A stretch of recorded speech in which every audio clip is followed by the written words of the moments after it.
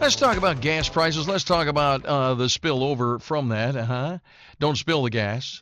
But gas prices continue to go down. And if things smooth out a little bit more in the Mideast, probably even more so. But why isn't that getting over to other stuff? Because everything we buy basically comes in on truck or some kind of vehicle, train, what have you, that has fuel in it. And the prices were high because getting it point A to point B was high. Now that it's coming down, how come prices don't seem like they're coming down? Well, I know a guy. His name is Dan Varroney, highly respected economic strategist, a good friend of mine, wrote some fabulous books. In fact, a #1 bestseller called Rethinking Economic Growth. And the next book builds on that, but we'll get into that maybe a little bit. But right now, I got this question for you. Dan Varroney, ain't no baloney. How you doing, Dan? I'm doing great, and happy it is Wednesday, right? As far as I know. Yeah. So, economic strategist genius, what's going on? How come stuff isn't coming down if gas is coming down? Great question. So let's look at where we are. The biggest economic story this week, the energy price shock is easing. We're all seeing relief at the pump. That's good news, not just for us drivers, but eventually for the economy. So let's reflect and celebrate that gas prices have fallen for 5 straight weeks. The national average has dropped from about $4.51 over a month ago to around $3.92, down around 60 cents. That's great. What's the best part of this, though, is that we're going into a holiday weekend, and what we thought might have been a disaster in terms of what we would pay going to see family, friends somewhere else isn't going to be as bad. So I think drivers dodge what could have been a much more expensive 4th of July. So let's get into the meat of this issue, as they say. So as we talk about prices, interesting thing about these prices, it takes time. And here's what I mean by that. First and foremost, the supply chain's got to catch up. What I mean by the supply chain catching up is as follows. There's regular fuel, that's what we used to drive, and then there's diesel fuel. The gasoline that we're buying now is lower. It's going to be lower in the next 60 to 90 days, a lot lower. The issue with diesel is it's a more complex process to formulate and to put together, and that's some of what's driving those higher food and goods prices right now. I expect that we'll see lower food and goods prices in the next 60 to 90 days. That's just going to take some time.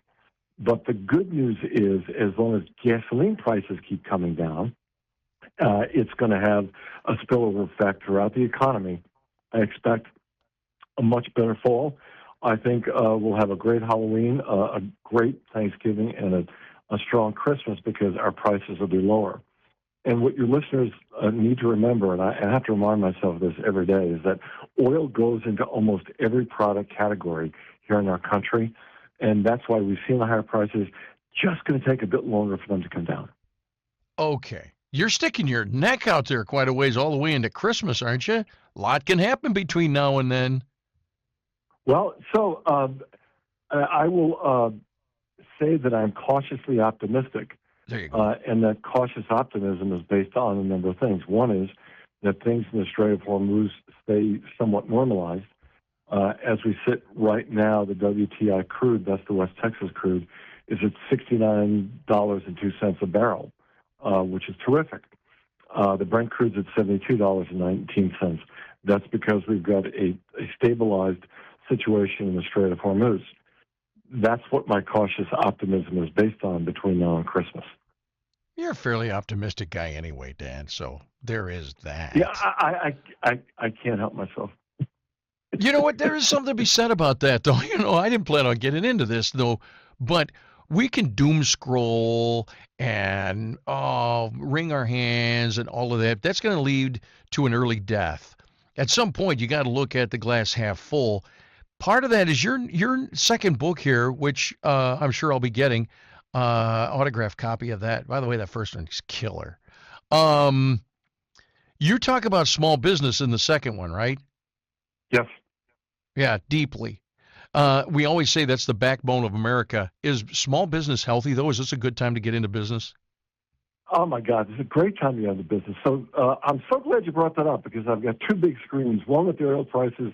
The second screen has got the ADP private sector jobs numbers. 98,000 new jobs created. 38,000 of them came from companies with 1 to 19 employees. 15,000 new jobs came from 20 to 49 employees. 19,000 from 50 to 249 employees, and 10,000 jobs, 250 to 499 employees. So those 98,000 jobs created, the lion's share of them came from where they came from small and mid-sized business. Yeah. Small business creates 2 out of 3 private sector jobs. 99.9% of companies in this country are small business. So when small business is doing well, the entire economy is doing really well. So when I saw those numbers this morning, I'm ecstatic. So what is, and I've seen you when you're ecstatic. It's not pretty, I'm just saying, but you do that dance you do as long as the pants are up. So here's the thing. What's the best small business these days? Not best, but I mean the most popular or biggest or whatever. Don't say influencer or coach because that's. So I want to tell you something.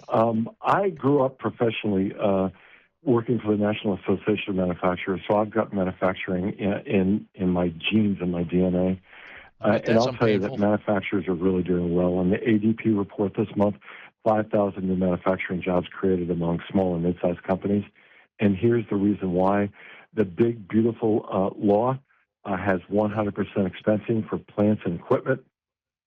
The president has done a highly effective job in reining in regulations and creating a better environment for not only small businesses to operate, but for new small businesses to be created and get off the ground. So that's why I think why. And the other reason is because small businesses know we live in the greatest country in the world. Yeah, yeah. You know, you bring up something, the big, beautiful bill. We were talking about somebody, well, she brought that up earlier today, saying how bad it is. But here's the thing, because they always paint this as well, we're catering to billionaires. Small business people, they ain't billionaires. They're working, I mean, they sticking their neck out, and they've mortgaged the house, and they're eating peanut butter and jelly sandwiches so that they can make small. And here's the thing about manufacturing. We think of manufacturing, of course, in Michigan as big automotive stuff, right? Right.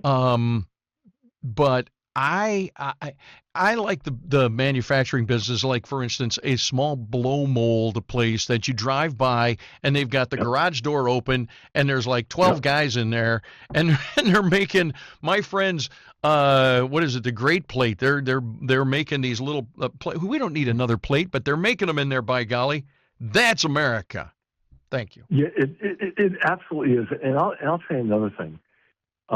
Like, for example, in my second book, Rethinking Economic Growth, the tooling and machining industry, their parts go into almost everything from rockets to airplanes to equipment that makes computer chips. I mean, and most of the companies in that industry are small businesses, and that's really cool, and it's very exciting.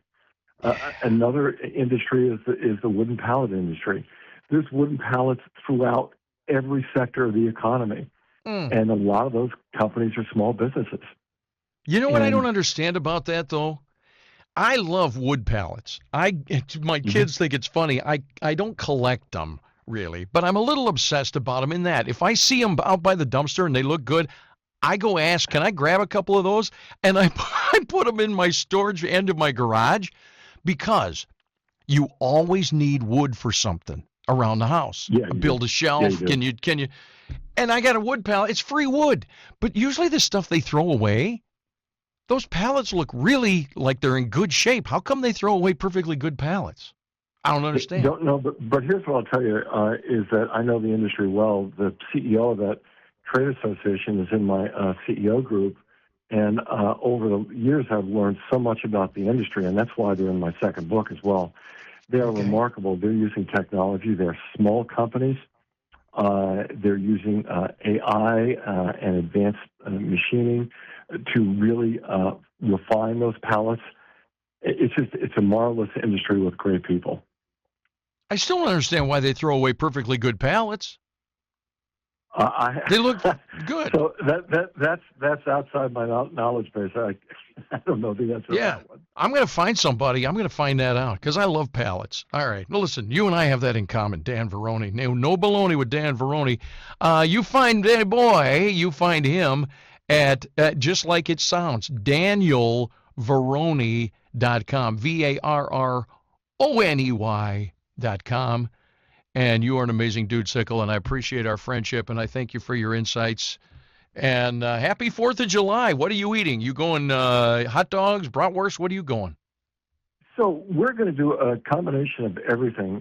So we lived in the Midwest in the Chicago area for 24 years, and we love brats. We let them soak in beer, then we bring it to a slight boil, then we put it on our Weber grill, which, by the way, is made in Illinois.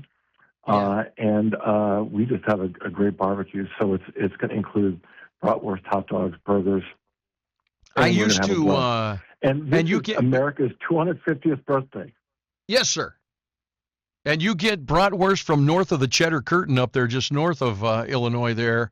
That's the bratwurst, boy. They know how to do it over there. But here's the thing. I used to boil them, too. I think maybe that's an Illinois thing. I don't do that anymore. I like the fat dripping off of those into the fire. I don't boil the meat. No way. Yeah, well, I'm just telling you that we do that, and it gives that beer flavor to them. And I'm telling you, when they come off the Weber gas grill, it's just like unbelievable flavor. I promise.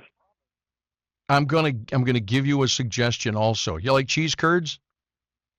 Never tried, believe it or not. What? Oh, I'm sending you some cheese curds. My buddy, he has a dairy up in Wisconsin, and he makes cheese curds, and then some of them are flavored. Some of the cheese curds he makes in beer curds. Oh. Hello. Who's your friend? Dan, I'll send you some. DanielVarroney.com. Look him up. Economic stuff. And his next book is fabulous on small business. Hey, Dan, we'll stay in touch. Thanks a lot, pal. Have a great day. Thank you. Bye-bye.